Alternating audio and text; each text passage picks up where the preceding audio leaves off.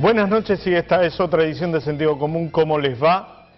La verdad, nosotros preocupados por todos lados. Primero por la economía, antes por la inseguridad. Se están preparando marchas por todas las localidades. Ayer estaba hablando, por ejemplo, con el Intendente General San Martín, Gabriel Catopodi, y me dijo, la verdad, estoy preocupadísimo y parece que nada alcanza. 3 de febrero fue sacudido por 3 hechos delictivos realmente de alto impacto en un solo día, entre el miércoles a la noche y el jueves a la madrugada, más lo que había sucedido al inicio de la semana con el asesinato de la profesora en la localidad de Ciudadela, que puso en vilo a toda una población que ya está preparando nuevamente marchas directamente hacia el municipio, más allá de la que sucedió en el barrio de Villa Pineral. En Vicente López, vecinos reclaman más seguridad, activaron un plan de alertas comunitaria a la espera de medidas oficiales. Estamos hablando de vecinos de Olivos, de La Lucila, que paulatinamente se les va modificando su calidad de vida y su forma de vida por estos hechos. Y aparte no tenemos clases. Hace rato que quería hablar con él, después de haber leído un artículo que él firmó hace 15 días en el diario La Nación, donde expresaba lo que él veía en plena crisis del 2000, cuando fugazmente fue ministro del gobierno de la Alianza. Me acompaña Ricardo López Murphy. ¿Cómo le va? Bien, muy bien. Un gusto de estar con usted. Gracias por haber venido. Ricardo, a ver, vamos por lo inmediato. Ayer el gobierno tomó una medida largamente anunciada, pero nunca ejecutada, como fue la eliminación de una parte de los subsidios. Subsidios que a todos nosotros nos posibilitaba pagar más barato la luz, el agua, el gas, en este caso para el gas y para el agua. ¿Esto le ayuda al gobierno a llegar tranquilo con lo que nosotros sabemos por las reservas, para tener más fondos para distribuir, o solamente lo van a utilizar para pagar nueva deuda, por ejemplo, con el Club de París, como escuché hoy a la mañana? Todavía no se sabe bien cuál es el trasfondo de la medida, porque, entre otras cosas, es una medida muy confusa. Es decir, usted tiene ya como 10 escalas tarifarias y va a tener como 600 casos, porque usted multiplique.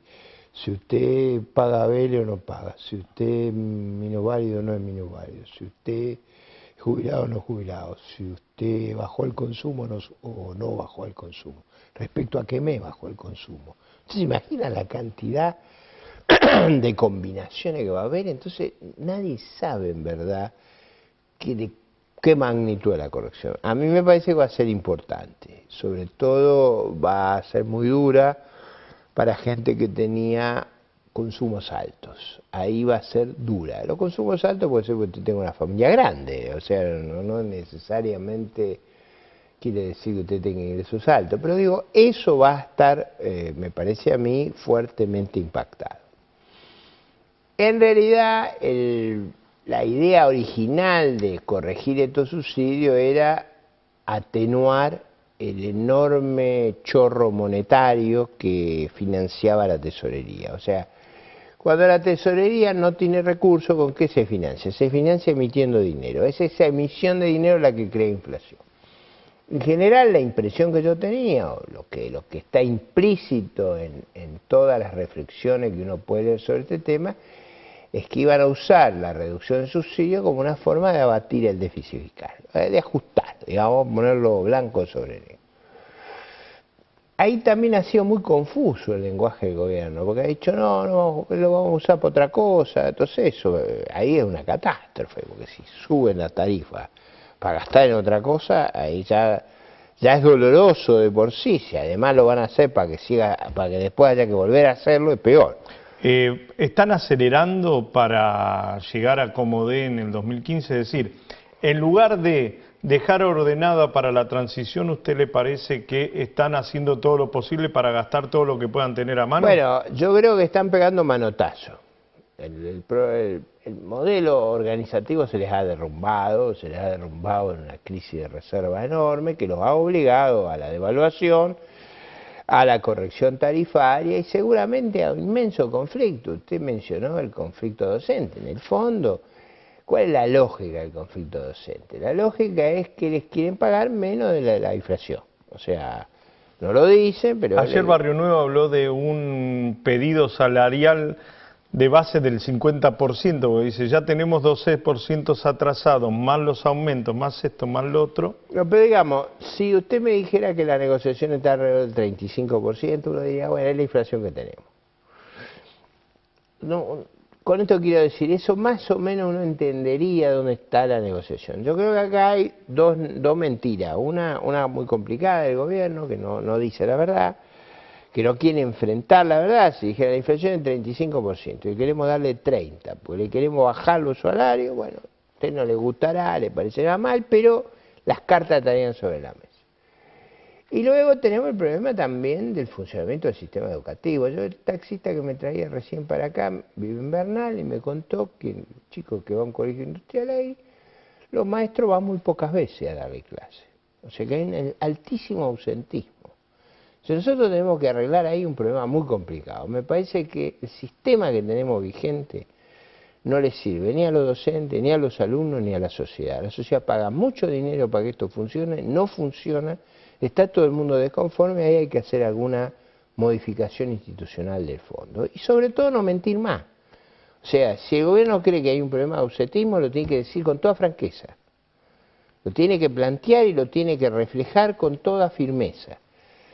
Yo creo que el manejo institucional de 4 millones de chicos, 350.000 docentes, 22.000 escuelas, dirigido de La Plata, es inmanejable ese sistema. Yo creo que hay que cambiarlo, hay que ir a un régimen, como es en Estados Unidos, más de orden municipal, donde usted, que me decía el taxista que es bien interesante, me dice, mire, si estuviera en Quilmes, el colegio, y dependiera del intendente, vamos todos los padres a hablar con el intendente.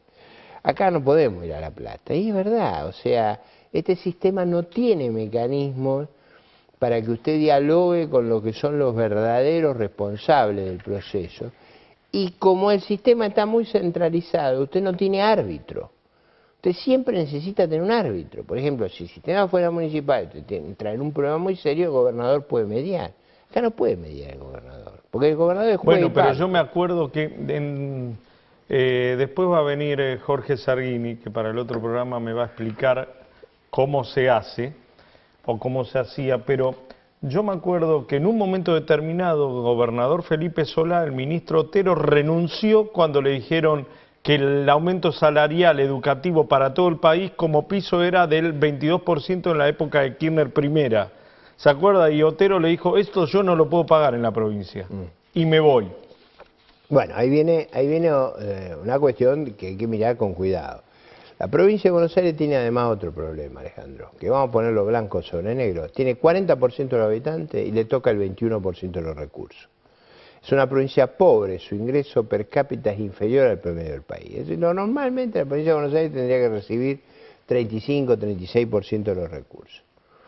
No lo recibe porque es un mecanismo para tenerla subordinada. Por eso el gobernador de Buenos Aires siempre es un gran obsecuente del Poder Federal.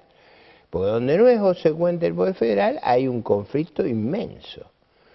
Lo estamos padeciendo con los docentes. Efectivamente, parte de la dificultad que tiene el gobernador de Buenos Aires para hacer frente a la demanda docente respecto a la Ciudad de Buenos Aires, respecto a Córdoba, respecto a Santa Fe, es que está muy discriminado en la repartición de recursos, producto probablemente de los patagos, de que tiene a Kirchner, o sea...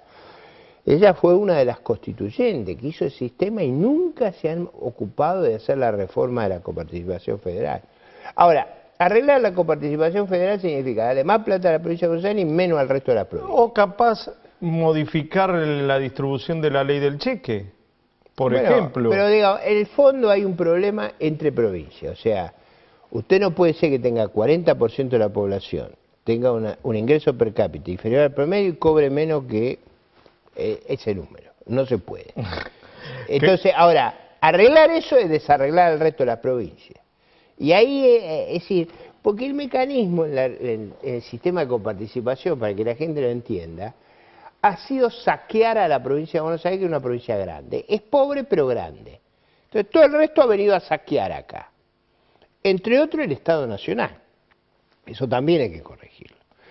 Si usted tiene que corregir entre provincias, tiene que corregir con el Estado Nacional. Ahora, si usted hace todas esas correcciones, probablemente el problema financiero de la provincia sea menos severo. Eso no cambia que este modo de administrar la educación es un modo inviable para un país moderno. Ricardo, ¿cómo usted en ese artículo que yo hacía mención al inicio del programa, usted ponía de manifiesto, y quizá creo que con cierto pudor, para no ser tan autorreferencial, dejaba abierta la discusión acerca de que cuando yo propuse modificar y redireccionar el gasto público mientras yo fui ministro, era para prevenir lo que pasó un año después, que fue el estallido de la economía y una devaluación terrible, brutal. ¿Vamos camino a eso?